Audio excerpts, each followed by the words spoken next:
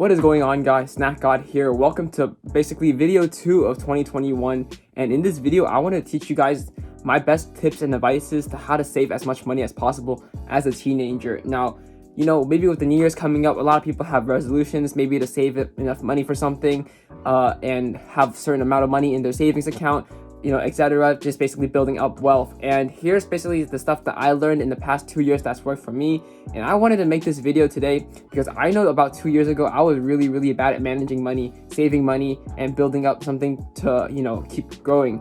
And I was wasting a lot of my money. I was basically almost spending as much as I was making, meaning I wasn't really going anywhere with my life, so my savings account was kind of sitting very low. I didn't have any much physical cash on me. I was spending a lot of the money I made from my first year of candy selling. And it was only until 2 years ago that I started knowing how to manage my money. And I'm about to give you guys 5 tips that I follow. And these are things that a teenager can do, so you don't really need to have like an excessive amount of tools to get started with this. Something you can do when you're under 18. And let's get right into it. Okay, so number 1. This is the most important one, all right? When you come to save money, don't think about saving to spend. Think about the purpose of saving is to build up your wealth. So let's say you have like $100. Don't save up so you can buy a $500 laptop. Save up to invest into something that will reward you more in the future. And I think about these 3 factors when I decide what I want to save my money for. How well is the investment going to be? How long is the investment going to take to pay off? And what are the likelihood of the investment becoming the way I want it to turn out? So let's say you actually want to invest into a computer. So you want to become a YouTuber, you want to become an editor, you want to become a filmmaker, or you just want to learn how to use a computer and gain computer skills so you can major in engineering or something. You want to use it to study and you want to use it for college. That, in my opinion, is a good investment. However, if you're looking to invest into something you don't really need and just saving up to buy it, think of it as you're trading your time for money. Let's say it takes you like a whole month to save up for that one laptop you really wanted, that one PC you really wanted, and basically you think about that PC equating to 1 month of your life. All right, do you want to really spend 1 month of your life just to have a PC if you already have something else that can do the job? Now this is different, right? If you have something else that can do the job, do not buy anything and try to save your money. But however, if you do want to spend your money, make sure you're not spending it just to waste. Like, don't save up money so I can buy this designer bag, buy this designer wallet, buy this new iPhone if you already have working things, all right? So don't save with the purpose of to spend it at the end. Save with the purpose of building wealth and using that money to make more money. One thing I want to throw in there is that I used to be that person who would save up to buy nice things like hype brands like Supreme and designer and basically anything that would be exclusive, like something that was limited and something that had resale value. I used to want to be that guy who bought stuff, but then I realized later on that the purpose of that, I see it, but it's really not worth it until you have a lot more money down the line. And if you're in the stage of still like being young, you should definitely save your money and not buy those things unless you're like absolutely making a lot of money. Then you guys don't have to listen to me. Obviously you're doing way better than me and I should be listening to you guys. But whoever is in a situation that needs improvement, I would highly suggest you start with that step 1. All right, let's move on to step 2. All right, so number 2. All right, I want to let you guys know that this video also may not be for everyone, as not everyone is as fortunate as me. Not everyone doesn't have bills to pay or pay for their own food and all that stuff. Eventually, I know I will have to pretty much very soon, turning like 18 this year, so I'm gonna have to start doing that. But anyways, number 2 involves taking whatever money you have right now. If you have anything, whether it's just $5, $20, $100, take whatever money. I don't have much like physical cash on me right now. I have like $65 right here, right? Take whatever you have right now, and you need to make sure how much of that you spend and keep track of how much you're spending every single week. So in order for me to keep track of that, I basically take how much I spend in a month and basically just kind of divide it by 4 weeks in a month. That makes sense. So whether that's you going outside to buy something like food, you having a subscription to Netflix or Spotify, YouTube Premium, maybe something like Uber Eats or something like that, right? You have subscriptions, all right? And number 3 is you have bills to pay or something like that, or you have to pay for tutoring, school supplies, basically things like that. So you gotta take how much you make and every month divide it by 4 and you get how much you make a week, and you also take out how much you have right now. You look at the difference of that, right? And let's say you spend $100 a week and you only have like $80. So knowing that your habits are really bad already, you're gonna have to start looking at the list of things you spend and cross them off your list. So if you have things that are costing you too much, try to find alternatives. I know that it's nice to have Netflix, it's nice to have all these things, but some they're not really necessary, right? They're not essential, and they're gonna help you later on down the term if you cut those things down to reduce the amount you spend. Like cutting down a simple subscription could save you like $10 to $20 every single month, and if you're especially a teenager, that could be a lot of money to you, and you want to make sure you have that in the bank and you're growing your money, right? Remember, the purpose again is not to save to just save. Like if you're just saving to put money in the bank, you're not doing any good to yourself either. It's better than before where you're making a step improvement, but you also want to save to invest. But we'll talk about that in a different video. Now, the third step, all right, so number one is basically don't save to purpose of having more money. Save for the purpose of building wealth and making investments that could make you more money, but not save just to store money away, because stored money is losing value because due to inflation.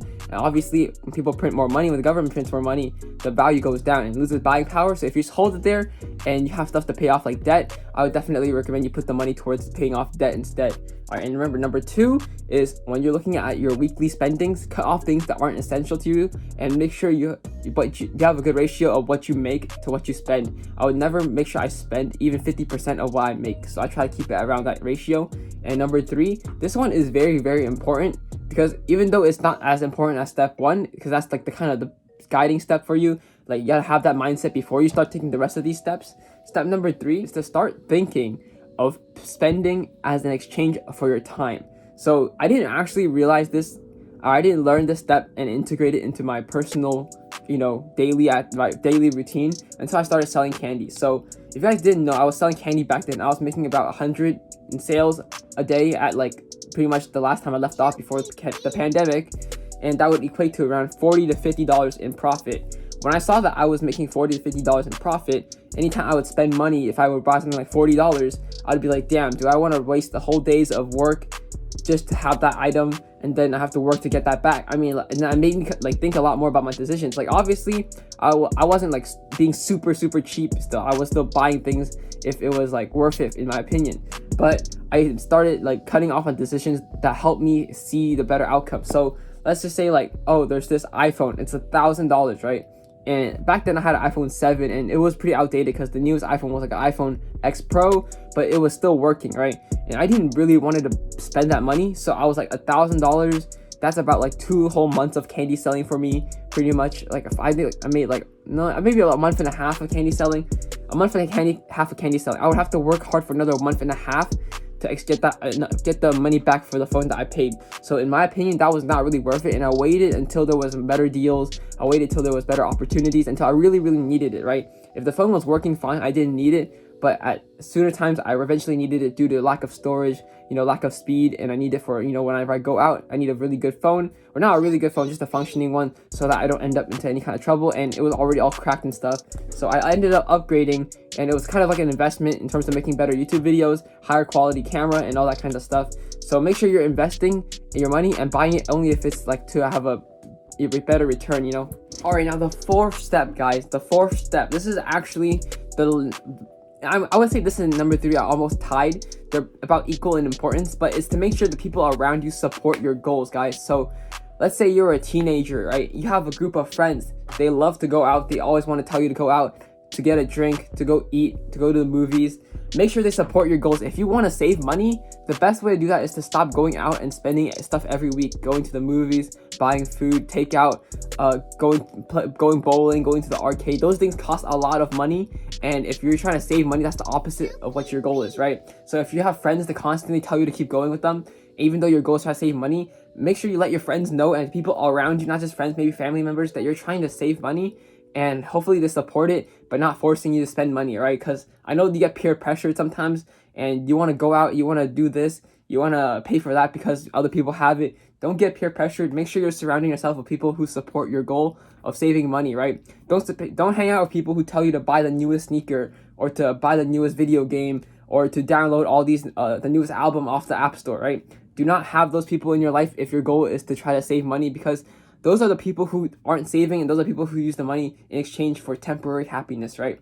Like, I'd rather be stable by myself, and even if I have a lot of money, it doesn't mean I need to spend it all. That's what I'm trying to say here. I know a lot of people like online celebrities, they have a lot of money, but they live like regular people, and that's because as long as they're happy with it, it makes them happy. However, there are people who are making very little money but spending all their money on things they like that make them happy temporarily, but they're really unstable and they're not satisfied with their lives. So don't fall into that hole, and make sure you develop the habit of keeping supportive people around you. Alright guys, now I know I shouldn't need to be saying this, but I feel like it should be easier to save during a pandemic in 2021 than it would be 2 years ago when we were outside and able to go all places. This is due to the lack of times you have to go out to go grocery shopping, government giving support to people who make under a certain amount.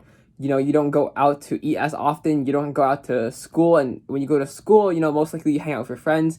You have a lot of things you don't do, so I would hope that you're able to control your spending more. Hopefully it's less than what you were spending back in 2019, and hopefully in 2021 this changes. Now, let's go on to step 5. This is the last most important step. Now, this is just my opinion. Remember, these are things that I follow to make sure that my money is safe and it's, you know, it's growing, trying to build wealth instead of getting nowhere. So don't listen to my opinion if you don't agree with it. Obviously, there's some people who agree, people who disagree. But anyways, I'm just going to go ahead and talk about my 5th step. All right, remember, this is just me, and everyone has their own different goals. And this final step is to don't use your money on things that you're not able to afford in your situation. Like, let's say you want to be a doctor, right?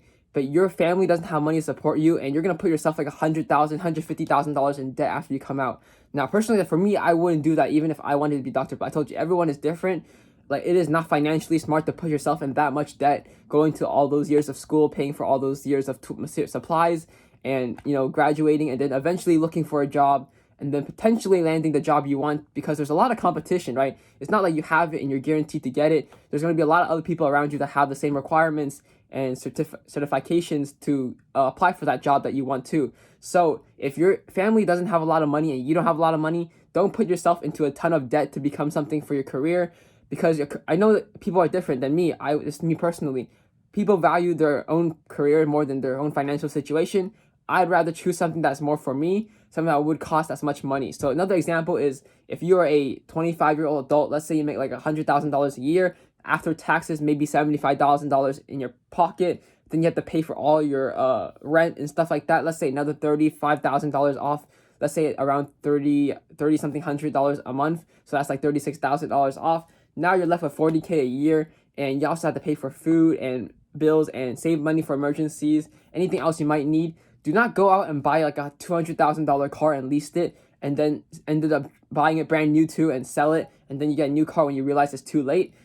Make sure you're buying options that you can afford. Buy a cheap car until you save a lot of money before you go all out on that dream car that you have, or go all out on that dream home. And like, make sure you're able to afford what you're gonna buy in the long term, right? At first you might see that, oh, I have enough money, it covers the price tag, but you forget that you don't want to just buy something and have very little money left after that. You want to make sure you're able to buy the item. You know, after you buy it, your bank account won't be affected. You're going to be able to buy 5 times, 6 times, 10 times that item and still have money left in the bank. Don't let that one purchase break the whole bank for you, unless it's like unless you're basically really confident in it and you're gonna sure it's gonna go up. Like, you find a really good deal for a house, and maybe you might not have enough to cover the whole house. You put a down payment on it and you fix it up. You can rent it out, and you can have the people cover the mortgage like that, pay the rent off, and basically that's a really good idea. You guys make money like that if you are one of those people who are into real estate and flipping houses and stuff like that.